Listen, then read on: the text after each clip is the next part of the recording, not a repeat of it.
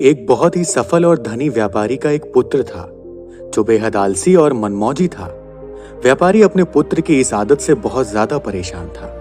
वह जानता था कि उसके पुत्र की इस आलसी प्रवृत्ति को जल्द से जल्द दूर न किया गया तो उसका पुत्र भविष्य में खतरे में पड़ सकता है। सिर्फ आलस्य ही नहीं बल्कि उसका पुत्र बहुत फिजूल खर्च भी करता था और कभी किसी काम में मदद भी नहीं करता था।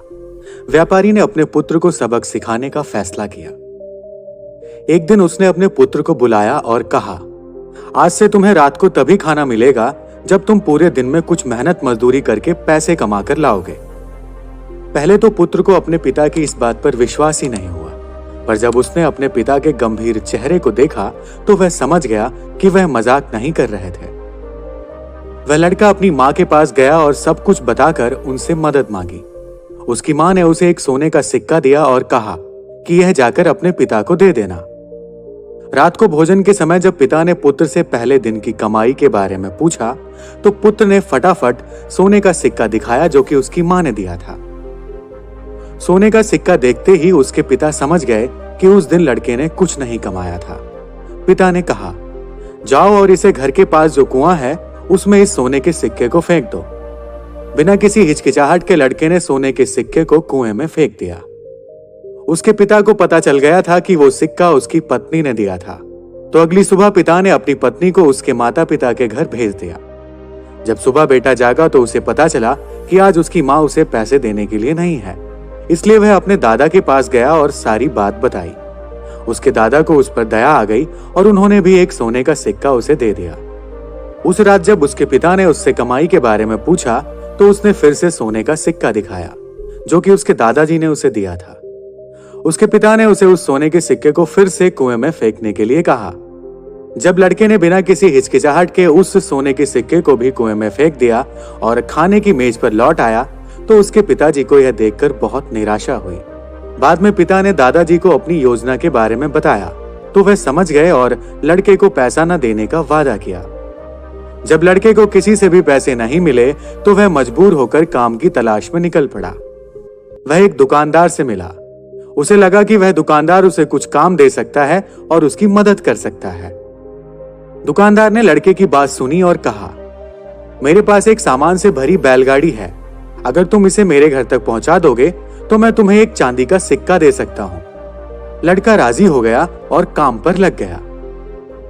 जब तक उसने बैलगाड़ी उसके घर पहुंचाई तब तक वह बहुत थक चुका था और पसीने से तरबतर हो चुका था, लेकिन उसे स्वयं एक चांदी के सिक्के को कमाकर बहुत खुशी महसूस हो रही थी।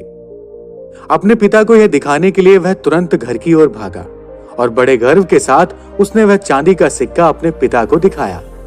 लेकिन उसके पिता ने उसे फिर से सिक्के को कुएं में फेंकने के लिए कहा, परंतु इस बार लड़के ने लगभग रोते हुए सिक्के को फेंकने से मना कर दिया और बोला, पिताजी, मेरा पूरा शरीर बुरी तरह से दर्द कर रहा है और आप मुझे सिक्का कुएं में फेंकने के लिए कह रहे हैं।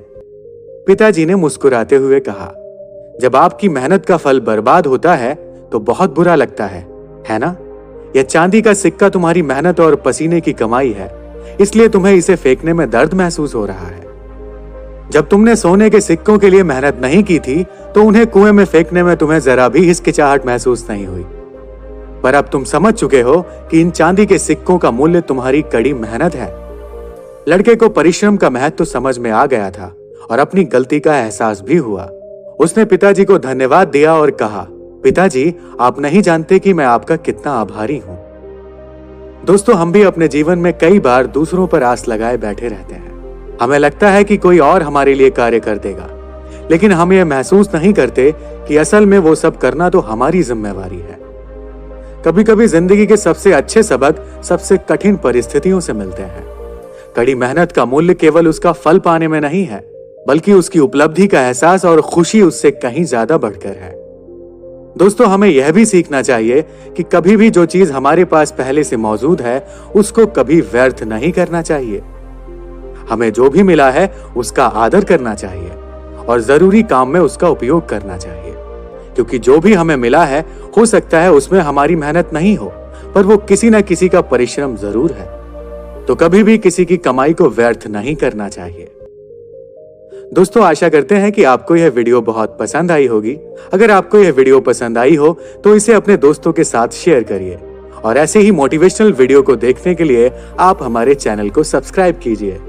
मिलते हैं ऐसे ही अगले वीडियो में, तब तक के लिए धन्यवाद।